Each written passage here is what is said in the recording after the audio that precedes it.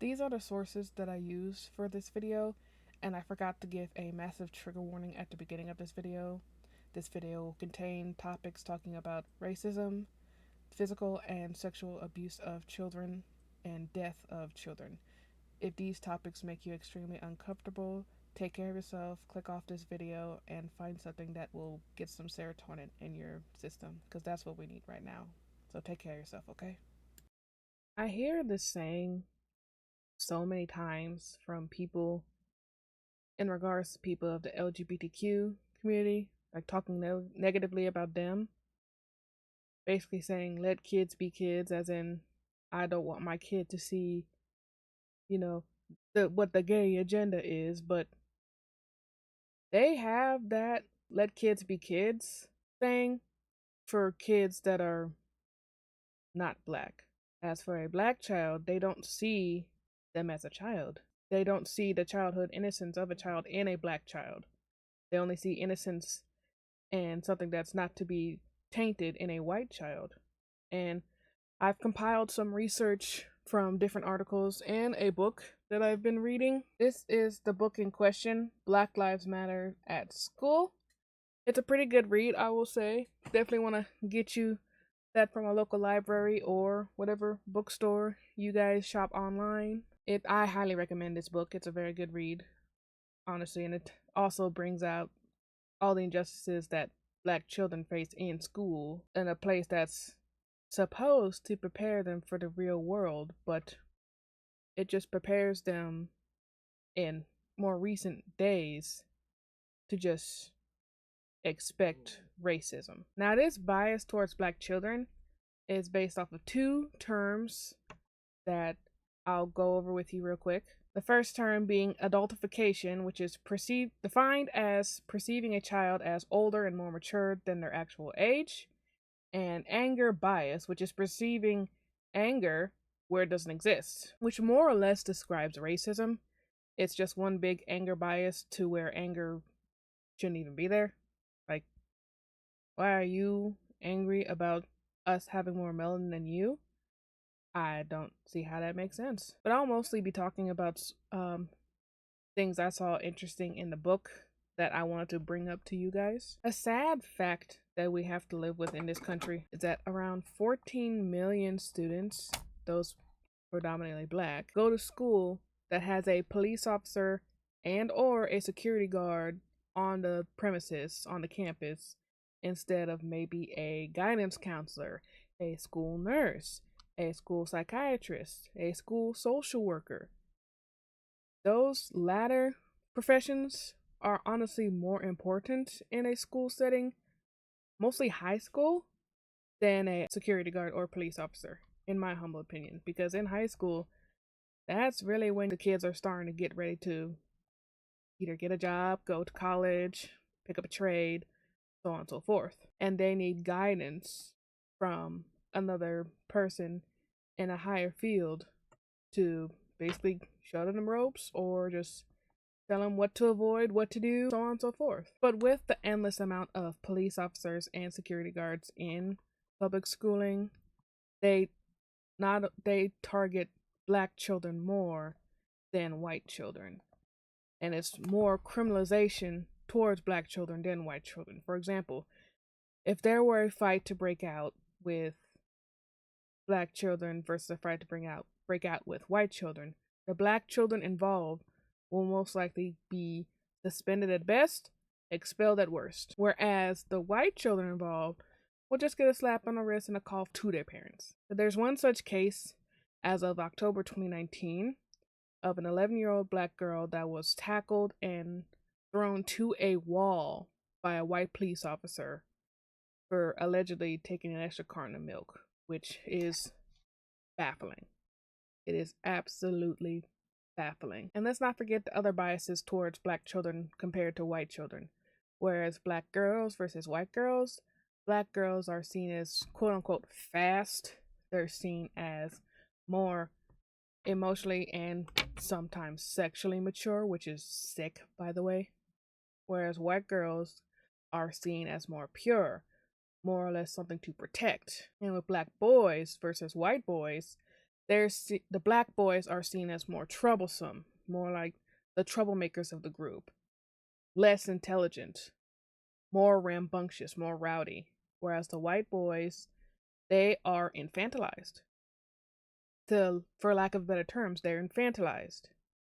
And with that infantilization, that leads to entitlement and just way worse things down the line. That's all I'm going to say. But with those perceived notions towards black boys and black girls, they are seen as lesser, they are seen as troublesome, they are seen as far less intelligent than their white counterparts, and they are targeted more by the on-staff police and security guards at schools solely for them being black, which is the saddest part. In this book, a lot of teachers and students themselves have gathered together to basically combat this, especially with the curriculum involved. The curriculum is very Eurocentric, and when they do talk about quote unquote black history, it's just about slavery, and it only touches the surface of what slavery has done to black people. They only say, oh, well, they were just working on fields and making shoes for their master and all that, when in all actuality, it's far worse than what the school curriculum claims. Remember when I talked to you about how black girls are seen as more sexually mature? No greater example of that they don't teach in history books would be Thomas Jefferson taking advantage of Sally, and with him assaulting her practically like clockwork, she had multiple children, and that's why there are so many black people that have lineage base to Thomas Jefferson, because he saw her not as a child, he saw her as a grown woman, which is very sick. She was 14. Sally Hemings, which is her given name, was only 14 years old when all of this started with Thomas Jefferson. And that's just one foul example of black girls being disadvantaged by this bias. There's another horrific outcome from this bias. And I know people talked a lot about Emmett Till, but not many people are talking about George Stinney Jr. George Stinney Jr. was only 14 years of age while he was out grazing his family cows with his little sister when two young white girls stopped and asked him where he knew where maypops were, which were a wildflower in South Carolina. He didn't know, and the girls went on their merry way to try and find the maypops. Later on that evening, the girls failed to come home, and then there was a search party to find them. Come to find out, the girls were brutally bludgeoned and found by a pastor's son the next morning. And with this being 1944 at the time, there was still much racial bias and much adultification of black children. And with this notion in mind, the police arrested George Stinney Jr. and set him up for a trial with an all-white jury, mind you, and they claimed that Stinney had confessed to the murder. It's most like if he did confess, it was most likely beaten out of him and it was a forged confession. But that was all the jury needed. That was literally all the jury needed. And they sentenced this 90-pound, 14-year-old boy to the electric chair. And it only took them 10 whole minutes to come up with that verdict. It took 10 whole minutes for the jury to deliberate on this young boy's life. And no, they haven't found the true murderer of the two young girls, but my theory is it was that pastor's son, and just tried to spin it off to where George Stinney Jr. was the culprit, mostly because I'm assuming that the pastor's son was white, and you know how it is with the usual suspects, and that's all I'm going to say there. But in 2014, practically 70 years later, the case was reopened, and George Stinney Jr. was innocent of all charges. However, that will not bring that young boy back. That will not give back his childhood, his innocence, because he's gone. He's gone because of this bias towards black children. And I forgot to mention, for this other bias towards black children, especially those that go missing, they are considered as runaways. Thankfully, with the case of Alexis Murphy, she was not seen as a runaway, but still, it took until December of 2020 to find her remains, and this sorry individual is the one that kidnapped her, sexually assaulted her, and killed her. And this case really messed me up growing up because she was 17 when she went missing and I was 16. Granted, we weren't in the same county to go to school at, but still, it was scary for me as a 16-year-old. And it's not just him that were executed by the state. I'm going to read to you what was in the book of more black children that were executed by the state. Ayanna Stanley Jones, age 7, Tamir Rice, age 12, Laquan McDonald, age 17, Jordan Edwards, age 15, Tyree King, age 13, and Darius Smith, age 15. These children were either murdered in their own homes, playing outside, or just going about just their merry day, going about their usual routine as children. And some of these executions were taken out by police officers, whether on duty or off-duty ICE agents.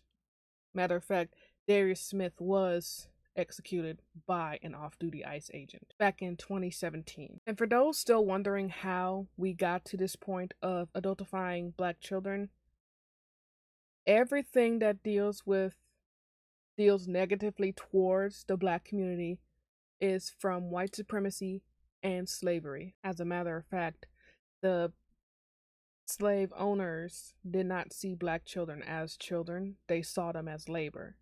They saw them as workers. So along with the women out in the field, they had children out in the field doing all the hard labor that no child should ever do. They even used children as bait for alligators. So that should show you how they feel about black children. And that's why so many people have this whole school to prison pipeline idea in their head.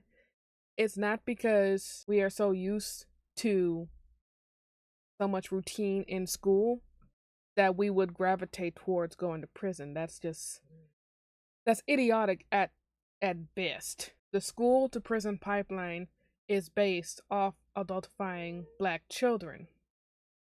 It's based off the criminalization of black children in schools. And this criminalization goes more than just they criminalize how the black children wear their hair. They criminalize black children if they were in a fight, but they didn't even start it. It was started by another student. All that at such young ages does horrific things to a child's mind that is still developing, mind you. Having all these racist encounters before you even graduated high school is not good for a child's mind. But when black children are adultified, it doesn't just harm the child, it harms the community. Like with George Stinney Jr., imagine how distraught his parents were to know that their baby boy was going to be put to death via electric chair. That is something no family should ever have to go through, to know their child will be put to death in such a brutal way.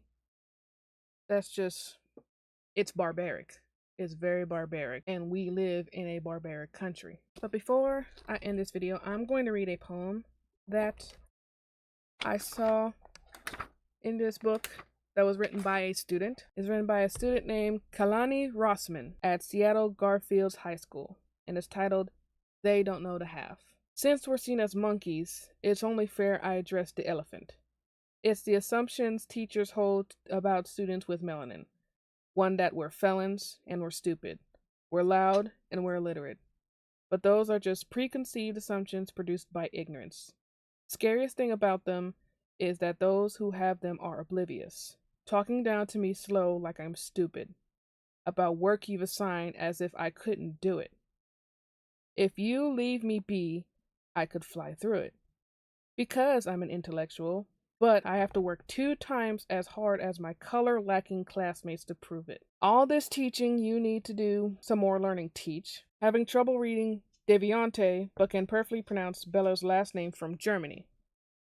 I mean, shoot, if you're asking me, you could read the names if you had help from some African American faculty. Black names would be given justice with a teacher of a color, a leader in our day to day lives who's also a sister or a brother.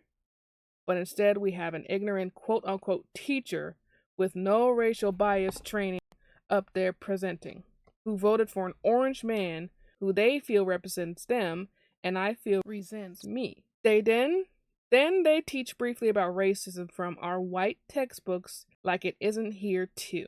And it isn't just our teachers, our classmates, quote unquote friends and peers too. Doing little things you wouldn't notice unless you've been through it. Like, can I touch your hair when they're already 3 knuckles into it? The why do y'all talk different with your black friends in the class? The do you insert stereotype? I just had to ask. The terrible racist jokes that fill the room with ignorant laughter. The I don't get the movement, I say all lives matter. Followed by, if we study black lives, we'll have to study all groups after. The using serious protests as an excuse to leave school. Listening to music we produce, then asking for the past to say that hateful word. To feel cool. I generally don't understand some of the Caucasian youth obsession with the word of oppression. Like people who looked like them don't use it to lessen those with a beautiful brown complexion back then and starting up once again with this last election. Oh, it's in the music. Oh, it's in the text. What's wrong if we say it out of context? But when the black kid raises their hand to answer, you don't want to give any attention to the concept. But when some uneducated students are congratulated for listening to rap and being infatuated with blackness, but the fact is they don't know the half of what's happening. They just know fried chicken, weaves, nappy hair, hip hop, rapping, but not the fight, the struggle, the strength, the overcoming, the black power. Ugh, the black excellence, the black intelligence. But it makes sense because the media they consume has deemed those things irrelevant. They social media, they one lesson on black history, they textbook, the text with and within these textbooks, now that's a whole different topic. Writing only about those who owned the fields and never those who walked it. But it makes sense because the author looks like the oppressor. So, of course, he doesn't want to talk about the experience of our ancestors. It's Black History Month again. Let's quote unquote teach them the same thing repeatedly. When we're hungry for new knowledge, but it's the same old, y'all quote unquote teachers keep feeding. When we should learn about more black leaders and scholars and show little black kids they free to be anything they want and not the jail cell filling felon ratchet hood rat deadbeat dad hashtag the world repeatedly shows them they need to be. That's what Black Lives at School means to me. Thank you so much for watching this video. I hope you guys enjoyed it. Like I said, if you're interested, please get the book Black Lives Matters at School. It's a wonderful read, I will say. If you really enjoyed this video, then give it a like and comment on what you want to see me talk about next. Share this video to let people know that adultifying black children should never have been a thing to begin with, and it's not okay in 2026. It was never okay back in the 1700s. It's not okay now. Thank you all for watching. I hope you enjoyed, and I'll catch you guys next time I have another think piece.